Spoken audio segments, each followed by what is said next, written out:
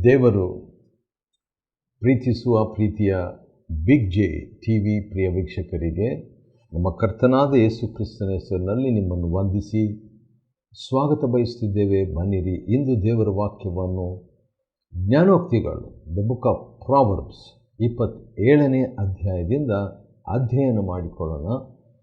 ಇಂದಿನ ನಮ್ಮ ಅಧ್ಯಯನದಲ್ಲಿ ನಿತ್ಯತ್ವಕ್ಕೆ, ಈಗ ನೋಡ್ರಿ, ಭಾಳ ಅಂತ ಹೇಳಿದರೆ ನಾವು ಭೂಮಿಯಲ್ಲಿ ಒಂದು 70 ವರ್ಷ 80 ವರ್ಷ ಅಥವಾ 100 ವರ್ಷ ಬದುಕಬಹುದು. ಬಹುಶಃ 120 ವರ್ಷ ಬದುಕಿದ್ರಿಂದ ನನಗೂ ಕೂಡ 120 ವರ್ಷಗಳು ಬದುಕಬೇಕಂತ ಒಂದು ಆಸೆ ಇದೆ. ಇದರ ಬಗ್ಗೆ ದೇವ್ರ ಹತ್ರ ನಾವು ಏನು ಆಸೆ ಬೇಕಾದರೂ ಕೇಳ್ಕೊಳ್ಬೋದು. ಆದರೆ ಒಂದು ಚಿಕ್ಕ ಸೆಂಟೆನ್ಸ್ ನಾವು ಆ್ಯಡ್ ಮಾಡಬೇಕು. ಆದರೂ ನನ್ನ ಚಿತ್ತದಂತೆ ಅಲ್ಲ, ನಿನ್ನ ಚಿತ್ತದಂತೆ ಆಗಲಿ ಅಂತ ಹೇಳ್ಬಿಟ್ಟು. ಆದ ಕಾರಣ ಭೂಲೋಕದ ಜೀವನ ನಾವು ಇಷ್ಟಕ್ಕೆ ಸೀಮಿತವಲ್ಲ, ಆತ್ಮಿಕ ಜೀವನ. ಆದರೆ ಆತ್ಮಿಕ ಜೀವನ ಇಹಲೋಕದ ಜೀವನಕ್ಕೆ ಆಚೆಯಾದದ್ದು. Eternal life or spiritual life is beyond human life or earthly life. ಭೂಲೋಕದ ಜೀವನಕ್ಕಿಂತಲೂ ಆಚೆಯಾದದ್ದು, ಹೊರತಾಗಿರುವಂಥದ್ದು, ಮಿತಿ ಇಲ್ಲದ್ದು ಆತ್ಮಿಕ ಜೀವನ. ಅದಕ್ಕೆ ನಿತ್ಯತ್ವದ ಜೀವನ ಅಂತ ಹೇಳ್ಬೋದು. Eternal life, life of eternity. ಆದ ಕಾರಣ ಈ ಜ್ಞಾನೋಕ್ತಿ 27ನೇ ಅಧ್ಯಾಯದಲ್ಲಿ ನಿತ್ಯತ್ವಕ್ಕೆ 17 ಸಿದ್ಧತೆಗಳನ್ನು ನಿಮ್ಮ ಮುಂದೆ ನಾನು ಇಡಬಯಸ್ತೇನೆ. 17 preparations for eternity. 17 ನಿತ್ಯತ್ವದ ಸಿದ್ಧತೆಗಳು. ನಿತ್ಯತ್ವಕ್ಕೆ ನನ್ನನ್ನು ಸಿದ್ಧ ಮಾಡ್ಕೋಬೇಕಾದ್ರೆ ಈ 17 ವಿಷಯಗಳನ್ನು ಗಮನಕ್ಕೆ ತಂದುಕೊಳ್ಬೇಕು. ಮೊದಲನೇದು 27ನೇ ಅಧ್ಯಾಯದ 1ನೇ ವಚನ, ಕೊಚ್ಚಿಕೊಳ್ಳಬಾರದು. ಅದು ದಿನದ ಬಗ್ಗೆ ಇರ್ಬೋದು, ಯಾವುದ್ರ ಬಗ್ಗೆ ಆದರೂ ಇರ್ಬೋದು, ಭವಿಷ್ಯದ ಬಗ್ಗೆ ಇರ್ಬೋದು. ಹೌದು, ನಿತ್ಯತ್ವಕ್ಕೆ ನಾಳೆ ಅಂತ ಹೇಳುವಾಗ ನಿತ್ಯತ್ವ ಅನ್ನುವಂಥದ್ದು ಇದೆ, ನಾಳೆ ಇದೆ. ಆದರೂ ಕೂಡ ಅದರ ಬಗ್ಗೆ ಕೊಚ್ಚಿಕೊಳ್ಳುವಂಥ ಅಗತ್ಯ ಇಲ್ಲ. ಯಾಕಂದರೆ ಅದು ಕೂಡ ದೇವರಿಂದ, ನನ್ನ ಸ್ವಾರ್ಥದಿಂದ ಅಲ್ಲ. ಕೊಚ್ಚಿಕೊಳ್ಳದಿರುವಿಕೆ ನಿತ್ಯತ್ವದ ಮೊದಲನೇ ಸಿದ್ಧತೆ. ಎರಡನೇದಾಗಿ 2ನೇ ವಚನದಲ್ಲಿ ಹೊಗಳಿಕೊಳ್ಳದಿರುವುದು. ಮೊದಲನೇದು ನಾಳೆಗಾಗಿ ಕೊಚ್ಚಿಕೊಳ್ಳೋದು, ಆದರೆ ಎರಡನೇದು ನನ್ನನ್ನೇ ಹೊಗಳಿಕೊಳ್ಳೋದು. ನನ್ನನ್ನೇ ಹೊಗಳಬಾರ್ದು. ಹೌದು, ನನ್ನ ವಿಷಯದಲ್ಲಿ ರೋಮ 12ರಲ್ಲಿ ಒಂದು ಮಾತಿದೆ, ಅದು ನನಗೆ ಬರ್ತಿದೆ, ನೋಡೋಣ ಏನಂತಿದೆ ಅಂತ ಹೇಳ್ಬಿಟ್ಟು. ರೋಮ 12ನೇ ಅಧ್ಯಾಯದಲ್ಲಿ ಈ ಒಂದು ಜ್ಞಾನೋಕ್ತಿ 27ನೇ ಅಧ್ಯಾಯಕ್ಕೆ ಸಂಬಂಧಿಸಿದ ಒಂದು ಮಾತು ಇದೆ. ಅದೇನಂತ ಹೇಳಿದರೆ 3ನೇ ವಚನ, 12:3, ರೋಮನ್ಸ್ ಚಾಪ್ಟರ್ 12 ವರ್ಸ್ 3, 2ನೇ ಭಾಗದಲ್ಲಿ, ಯಾರು ತನ್ನ ಯೋಗ್ಯತೆಗೆ ಮೀರಿ ತನ್ನನ್ನು ಭಾವಿಸಿಕೊಳ್ಳದೆ. ನಮಗೆ ಯೋಗ್ಯತೆ ಇದೆ, ಅದನ್ನು ನಮ್ಮ ಯೋಗ್ಯತೆಯನ್ನು ಭಾವಿಸಿಕೊಳ್ಳೋದ್ರಲ್ಲಿ ತಪ್ಪಿಲ್ಲ. ಆದರೆ ಯೋಗ್ಯತೆಗೆ ಮೀರಿ ಯಾರು ಭಾವಿಸಿಕೊಳ್ಳದೆ, ದೇವರು ಒಬ್ಬೊಬ್ಬನಿಗೆ ಎಂತೆಂಥ ವಿಶ್ವಾಸ ವರವನ್ನು ಕೊಟ್ಟರು, ದೇವರನ್ನು ಕೊಟ್ಟರು, ಅದರ ಪ್ರಕಾರವಾಗಿರಬೇಕಾಗ್ತದೆ. ಸರಿ, ಇಲ್ಲಿ ಕೂಡ ನಿನ್ನನ್ನು ನೀನೇ ನಿನ್ನ ಯೋಗ್ಯತೆಗೆ ಮೀರಿ ಹೊಗಳ್ಕೋಬೇಡ ಎಂಬಂಥ ಮಾತು ನಾವು ಇಲ್ಲಿ ನೋಡ್ತಿದ್ದೇವೆ.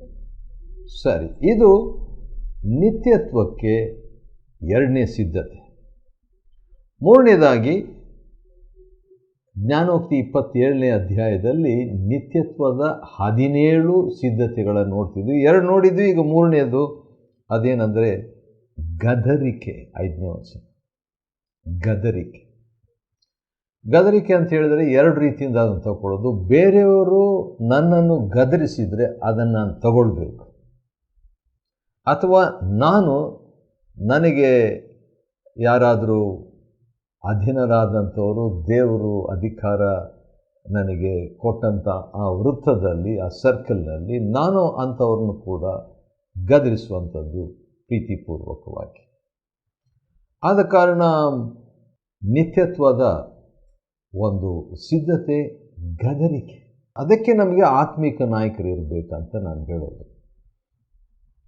ಇಬ್ರಿಯ 13:17 ನಮಗೆ ಆತ್ಮಿಕ ನಾಯಕರು ಇರಬೇಕಂತೆ.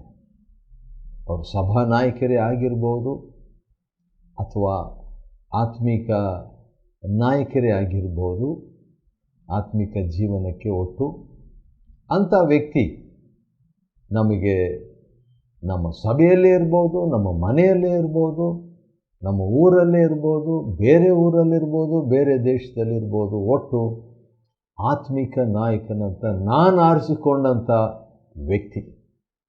ಹೌದು, ಅದು ನಿತ್ಯತ್ವಕ್ಕೆ ಸಿದ್ಧತೆಯನ್ನು ಮಾಡ್ತಿರುತ್ತೆ, ಆ ಗದರಿಕೆ. ಸರಿ, ಆನಂತರ 6ನೇ ವಚನದಲ್ಲಿ ನಾವು ನೋಡುವಾಗ ಮಿತ್ರನ ಗಾಯಗಳು, ಮಿತ್ರನ ನಮ್ಮನ್ನು ಪ್ರೀತಿಯಿಂದ, ಅದು ಗದರಿಕೆ, ಅದಕ್ಕಿಂತಲೂ ಇನ್ನೊಂದು ಸ್ಟೆಪ್, ಇನ್ನೊಂದು ಹೆಜ್ಜೆ ಮುಂದೆ ಹೋಗ್ತದೆ ಈ ಗಾಯ ಅನ್ನುವಂಥದ್ದು. ಗಾಯ ಅಂದ ತಕ್ಷಣ ನನಗೆ ನೆನಪಿಗೆ ಬರುವಂಥ ಒಂದು ವಾಕ್ಯ ಕೀರ್ತನೆಗಳಲ್ಲಿ ಇರುವಂಥ ಒಂದು ವಾಕ್ಯ, ಕೀರ್ತನೆ 141, ಅದರಲ್ಲಿ ಈ ರೀತಿಯಾಗಿ ಒಂದು ಮಾತಿದೆ. ಅದೇನೆಂದರೆ, ನೀತಿವಂತರು, 5ನೇ ವಚನ, ನೀತಿವಂತರು ನನ್ನನ್ನು ಹೊಡೆಯಲಿ, ಗಾಯ ಮಾಡಲಿ. ನೀತಿವಂತರು ಯಾಕೆ? ಅದನ್ನು ಮಾಡಿದರೆ ಅದು ನನಗೆ ಉಪಕಾರ. ಮತ್ತು ಅದು ಯಾವುದು? ನೀತಿವಂತರ ಗಾಯ, ಏಟು, ಆತ್ಮಿಕ ನಾಯಕರ ಏಟು, ಗಾಯ, ಅದು ನನ್ನ ತಲೆಗೆ ಎಣ್ಣೆ ಅಂತಿದೆ, ಅಭಿಷೇಕ. ವಾವ್! ಆ ರೀತಿ ನನಗೆ ಅನೇಕ ಬಾರಿ, ಭಾಳ ಸಾರಿ ಅನ್ನದಿದ್ದರೂ ಕೆಲವು ಬಾರಿ ಆಗಿದೆ ನನ್ನ ಜೀವನದಲ್ಲಿ. ನನ್ನ ಆತ್ಮಿಕ ನಾಯಕರು, ನನ್ನ ಆತ್ಮಿಕ ತಂದೆ ನನ್ನನ್ನು ಗಾಯಪಡಿಸುವಂಥದ್ದು. ಮತ್ತು ಒಂದು ಸಾರಿ ನನ್ನ ಆತ್ಮಿಕ ನಾಯಕರು ಈ ಮಾತು ಹೇಳಿದರು, ಅದೇನೆಂದರೆ, ನಾನು ನಿನಗೆ ಭಾಳ ಗಾಯ ಮಾಡ್ತಿದ್ದೀನಲ್ವಾ, ಭಾಳ ಗದರಿಸ್ತೀನಿ ಅಲ್ವಾ ಅಂತ ಹೇಳಿದರು. ಅದಕ್ಕೆ ನಾನು ಹೇಳಿದೆ, ಕನ್ನಡ ಬೈಬಲ್ನಲ್ಲಿ ಒಂದು ಮಾತಿದೆ, ಕೀರ್ತನೆ 141:5, ಅದೇನೆಂದರೆ, ನೀತಿವಂತರ ಏಟು ಅದು ಉಪಕಾರ, ಅದು ತಲೆಗೆ ಎಣ್ಣೆ ಅಂತಿದೆ, ಅಭಿಷೇಕ ಇದ್ದ ಹಾಗೆ ಅಂತ ಆ ಮಾತು ಹೇಳಿದವ್ರಿಗೆ. ಸರಿ, ಈಗ ಆ ರೀತಿಯಾಗಿ ನಮಗೆ ನಮ್ಮ ಮಿತ್ರರ, ಆತ್ಮಿಕರ ಒಂದು ಗಾಯ ನಿತ್ಯತ್ವದ ಸಿದ್ಧತೆ ಅಂದರೆ ಏನು ನೋಡ್ಕೊಳ್ತಾ ಇದ್ವಿ ಕೀರ್ತನೆ 141ರಲ್ಲಿ, ಅದನ್ನೇ ನೋಡ್ತಿದ್ವಿ. ಈಗ ಜ್ಞಾನೋಕ್ತಿ 27ರಲ್ಲಿ ಕೂಡ ಅದಕ್ಕೆ ಅನ್ವಯವಾಗುವಂಥ ಮಾತು 6ನೇ ವಚನದಲ್ಲಿ ನಾವು ನೋಡಿದ್ವಿ. ಜ್ಞಾನೋಕ್ತಿ 27, ಅದರಲ್ಲಿ 17 ಸಿದ್ಧತೆಗಳು, ನಿತ್ಯತ್ವಕ್ಕೆ 17 ಸಿದ್ಧತೆಗಳನ್ನು ನೋಡ್ತಿದೆ. 17 ಪ್ರಿಪರೇಷನ್ಸ್ ಫಾರ್ ಇಟರ್ನಿಟಿ. ಸರಿ, 7ನೇ ವಚನ ಅದೇನೆಂದರೆ, ಹೊಟ್ಟೆ ಬಗ್ಗೆ ನಾವು ನೋಡ್ತೀವಿ. ಹೊಟ್ಟೆ ತುಂಬಿದ ಬಗ್ಗೆ, ಹೊಟ್ಟೆ ಹಸಿವಿನ ಬಗ್ಗೆ, ಅಂದರೆ ಒಟ್ಟು ಊಟದ ಬಗ್ಗೆ ಒಂದು ಮಾತು 27:7ರಲ್ಲಿ ನಾವು ನೋಡ್ತೀವಿ. ಇಷ್ಟ ಬಂದಿದ್ದೆಲ್ಲ ನಾವು ತಿಂದುಬಿಡಬಾರ್ದು. ಈಗೀಗ ನಾನು ಆ ರೀತಿಯಾಗಿ ಇಷ್ಟ ಬಂದಿದ್ದೆಲ್ಲ ಒಮ್ಮೆ ತಿಂತಾ ಇದ್ದೆ, ಆದರೆ ಈಗ ಭಾಳ ಶಿಸ್ತಾಗಿ, ಕ್ರಮಬದ್ಧವಾಗಿ ಏನು ಊಟ ಮಾಡಬೇಕು, ಏನು ಊಟ ಮಾಡಬಾರ್ದು ಎಂಬ ವಿಷಯದಲ್ಲಿ ಶ್ರಮೆ, ಕಾಳಜಿ, ಶಿಸ್ತನ್ನು ಪಾಲಿಸ್ತಿದ್ದೀನಿ. ಯಾಕಂದರೆ ಒಂದು ಮಾತು ಇದೆ, ಅದನ್ನು ಓದ್ಬಿಟ್ರೆ ಒಳ್ಳೆಯದು, ಭಾಳ ಚೆನ್ನಾಗಿದೆ ಅದು. ನೋಡೋಣ ಏನಾಗಿದೆ, ಹೇಗಿದೆ ಎಂಬುದಾಗಿ. 1ನೇ ಕೊರಿಂಥ 3ನೇ ಅಧ್ಯಾಯ ಮತ್ತು 6ನೇ ಅಧ್ಯಾಯ 2ರಲ್ಲಿನೂ ಇದೆ. ಆದರೆ 1ನೇ ಕೊರಿಂಥ 6ನೇ ಅಧ್ಯಾಯದಲ್ಲಿ 20ನೇ ವಚನ ಈ ರೀತಿಯಾಗಿದೆ. ಇದನ್ನು ಭಾಳ ಸಾರಿ ನಾನು ಮರ್ತು ಬಿಟ್ಟಿದ್ದೀನಿ, ನಾವು ಮರ್ತು ಬಿಡ್ತೇವೆ, ಆದರೆ ನೆನಪಿಗೆ ತಂದುಕೊಡೋಣ. ಈಗ ದೇವರು ನಮಗೆ ನೆನಪಿಸ್ತಿದ್ದಾನೆ. 1ನೇ ಕೊರಿಂಥ 6:20, 1 Corinthians chapter 6 verse 20, ನೀವು ನಿಮ್ಮ ಸ್ವಂತ ಸೊತ್ತಲ್ಲ. ವಾವ್! ಕ್ರಯಕ್ಕೆ ಕೊಳ್ಳಲ್ಪಟ್ಟವರು. ಹೌದು. ಆದ ಕಾರಣ ನನ್ನ ಇಷ್ಟ ಪ್ರಕಾರ ನಾನು ಏನು ಬೇಕಾದರೂ ಊಟ ಮಾಡ್ತೇನೆ. ಇಲ್ಲ, ನೀವು ನಿಮ್ಮ ಸ್ವಂತ ಸೊತ್ತಲ್ಲ, ದೇವರ ಸೊತ್ತು.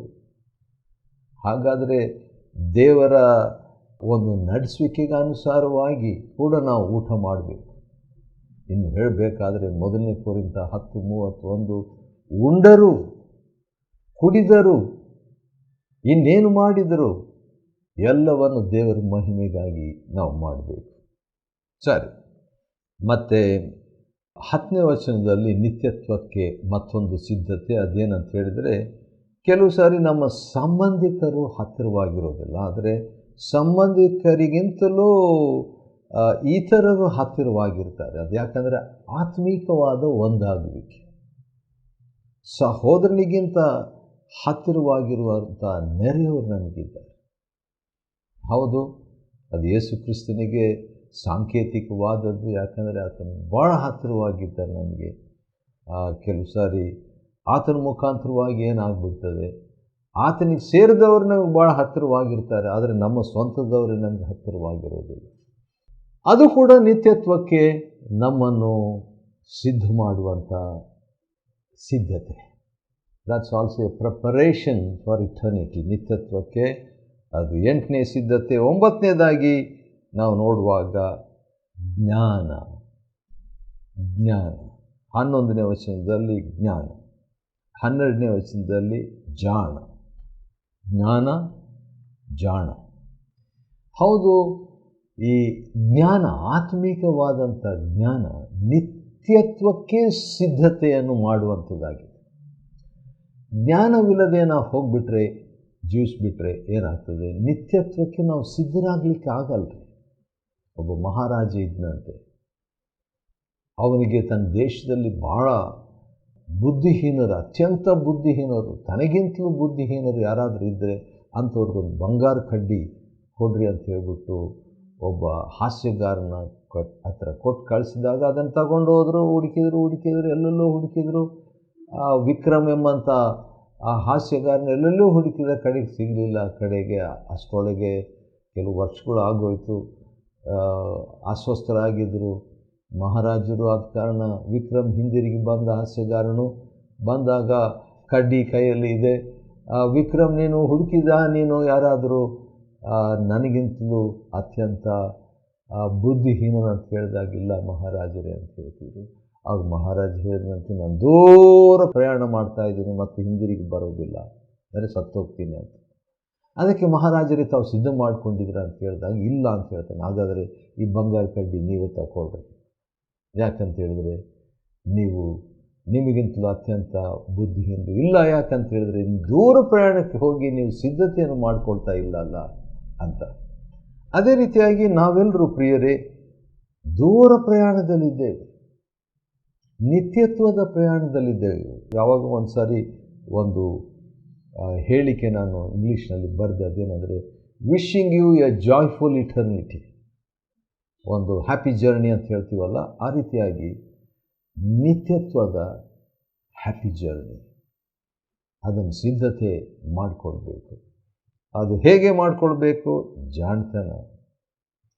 ಮತ್ತು 14ನೇ ವಚನದಲ್ಲಿ ನಾವು ದೊಡ್ಡದಾಗಿ ಆಶೀರ್ವಾದ ಕೊಡ್ತೀವಿ ಅಂದ್ಕೊಳ್ತೀವಿ, ಆದರೆ ಅದು ರಿವರ್ಸ್ ಆಗಿಬಿಟ್ಟಿರ್ತದೆ, ಅದು ಶಾಪ ಆಗಿಬಿಟ್ಟಿರ್ತದೆ. ಆದ ಕಾರಣ ಕರೆಕ್ಟಾಗಿ ಮಾತಾಡಬೇಕು, ಯಾವ ಸ್ವರದಲ್ಲಿ ಮಾತಾಡಬೇಕು ಅನ್ನೋದು ಕೂಡ ನನಗೆ ಗೊತ್ತಿರಬೇಕು. ಅದು ನಿತ್ಯತ್ವದ ಮತ್ತೊಂದು ಸಿದ್ಧತೆ. ಆಮೇಲೆ ಅದೇ ರೀತಿಯಾಗಿ ತಂಟೆ ಮಾಡುವಂಥ ವಿಷಯ, ಅದು ಹೆಂಡತಿ ಬಗ್ಗೆ ಇದೆ, ಅದು ಗಂಡನಿಗೂ ಅನ್ವಯಿಸ್ಬೋದು, ಆದರೆ ಆ ರೀತಿಯಾಗಿ ಮಾಡಬಾರ್ದು ಎಂಬುದನ್ನು 15, 16ನೇ ವಚನದಲ್ಲಿ ನೋಡ್ತೇವೆ. ನಿತ್ಯತ್ವಕ್ಕೆ ನಾವು ಸಿದ್ಧರಾಗಬೇಕಾದ್ರೆ 12ನೇ ಒಂದು ಸಿದ್ಧತೆ ಏನಂತ ಹೇಳಿದ್ರೆ, ನಮ್ಮನ್ನು ಹರಿತ ಮಾಡುವಂಥವ್ರ ಸಹವಾಸದಲ್ಲಿ ಇರಬೇಕು ನಾವು. We must be in company of those people who make us sharp spiritually, ಆತ್ಮಿಕವಾಗಿ ನಮ್ಮನ್ನು ಹರಿತ ಮಾಡುವಂಥವ್ರು, ದೇವರಿಗಾಗಿ ಸೂಕ್ಷ್ಮ ಮಾಡುವಂಥವ್ರು. ಮಿತ್ರನು ಮಿತ್ರನ ಬುದ್ಧಿಯನ್ನು ಅರಿತು ಮಾಡಬೇಕು. ಆ ರೀತಿಯಾಗಿ ನನಗೆ ಒಬ್ಬರಾದರೂ ಇದ್ದಾರೆ. ಅದಕ್ಕಾಗಿ ದೇವರಿಗೆ ಸ್ತೋತ್ರ ಮಾಡ್ತೇನೆ. ಮತ್ತು 13ನೇ ಸಿದ್ಧತೆ ನಿತ್ಯತ್ವಕ್ಕೆ ಅದೇನಂತ ಹೇಳಿದರೆ ಕಾಯುವಂಥದ್ದು. ಯಾವ ರೀತಿಯಾಗಿ ಮರದ ಹಣ್ಣಿಗಾಗಿ ಕಾಯ್ತೀವಿ, ಆ ರೀತಿಯಾಗಿ ಯಜಮಾನನ ಮಾತಿಗಾಗಿ ಯಾವ ನಾಯಕತ್ವದ ಕೆಳಗೆ ನಾವಿದ್ದೀವಿ, ಅದು ಆತ್ಮಿಕ ನಾಯಕತ್ವ ಇರ್ಬೋದು, ಒಂದು ಆಫೀಸ್ನಲ್ಲಿ ನಾಯಕತ್ವ ಇರ್ಬೋದು, ಆ ನಾಯಕತ್ವ ಕುಟುಂಬದಲ್ಲಿರ್ಬೋದು, ಆ ನಾಯಕತ್ವಕ್ಕೆ ಕೆಳಗೆ ನಾವು ಕಾಯುವವರಾಗಿರಬೇಕಂತೆ.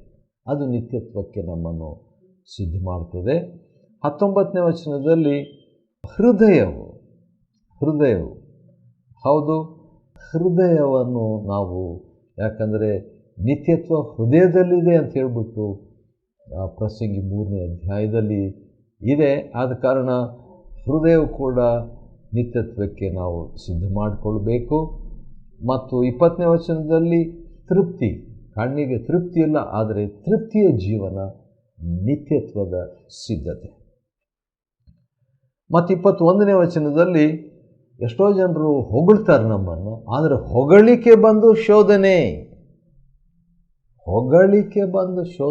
ಅದಕ್ಕೆ ನಾವು ಮನಸ್ಸು ಕೊಟ್ಬಿಡಬಾರ್ದು. ಜನರು ಹೊಗಳ್ಬೋದು, ನಿಮ್ಮಂಥವ್ರು ಈ ಲೋಕದಲ್ಲೇ ಇಲ್ಲ ಅಂತ ಕೂಡ ಹೇಳ್ಬೋದು, ಆದರೆ ಅದು ಶೋಧನೆ ಅಂತ ತಿಳ್ಕೊಡ್ಬೇಕಂತ ಸೊಲೊಮೋನನು 27ನೇ ಅಧ್ಯಾಯ 21ನೇ ವಚನದಲ್ಲಿ ಹೇಳುವಾತನಾಗಿದ್ದಾನೆ. ಕೊನೆಯದಾಗಿ ಇದು ಜವಾಬ್ದಾರಿಕೆ ಹೊತ್ತಂಥವರಿಗೆ ನಿತ್ಯತ್ವದ ಸಿದ್ಧತೆ ಏನಂತ ಹೇಳಿದರೆ, ನಿನ್ನ ಹಿಂಡುಗಳ ಸ್ಥಿತಿಯನ್ನು ಚೆನ್ನಾಗಿ ತಿಳ್ಕೊ. ತಂದೆಯಾಗಿರುವಂಥವರು ತಮ್ಮ ಮಕ್ಕಳು ಹಿಂಡಾಗಿರುವಂಥ ತಮ್ಮ ಕುಟುಂಬದ ಒಂದು ಸ್ಥಿತಿಯನ್ನು ಚೆನ್ನಾಗಿ ತಿಳ್ಕೊಳ್ಬೇಕು. ಕೆಲಸ ಕ್ಷೇತ್ರದಲ್ಲಿರುವಂಥವರು ತಮ್ಮ ಕೈ ಕೆಳಗೆ ಕೆಲಸ ಮಾಡುವಂಥವರ ಸ್ಥಿತಿಯನ್ನು ಚೆನ್ನಾಗಿ ತಿಳ್ಕೋಬೇಕು, ಅರ್ಥ ಮಾಡ್ಕೋಬೇಕು. ಅಥವಾ ಒಂದು ಸಭೆಯನ್ನು ನೋಡಿಕೊಳ್ಳುವಂಥವರು, ಆ ಸಭಾ ಸೇವೆ ಮಾಡುವಂಥವರು ಆ ಜವಾಬ್ದಾರಿಕೆಯನ್ನು ಹೊತ್ತವರಾಗಿದ್ದರೆ ತಮ್ಮ ಮಂದೆಗಳ ಮೇಲೆ ಮನಸ್ಸಿಟ್ಟು ಚೆನ್ನಾಗಿ ನೋಡ್ಕೋಬೇಕು. ಯಾಕಂತೇಳಿದ್ರೆ ಸಂಪತ್ತು ಶಾಶ್ವತವಾಗಿರೋದಿಲ್ಲ. 24ನೇ ವಚನ, ಉಳಿದಂಥದ್ದೆಲ್ಲವೂ ನಿತ್ಯತ್ವಕ್ಕೆ ನಡೆಸುವ ಸಿದ್ಧತೆಗಳು. ಜ್ಞಾನೋಕ್ತಿ 27ನೇ ಅಧ್ಯಾಯವನ್ನು ಅಧ್ಯಯನ ಮಾಡಿಕೊಳ್ಳುವಂತೆ ದೇವರು ಕೊಟ್ಟ ಕೃಪೆಗಾಗಿ ಆತನ ಸ್ತೋತ್ರವಾಗಲಿ. ದೇವರು ನಿಮ್ಮನ್ನು ಆಶೀರ್ವದಿಸಲಿ.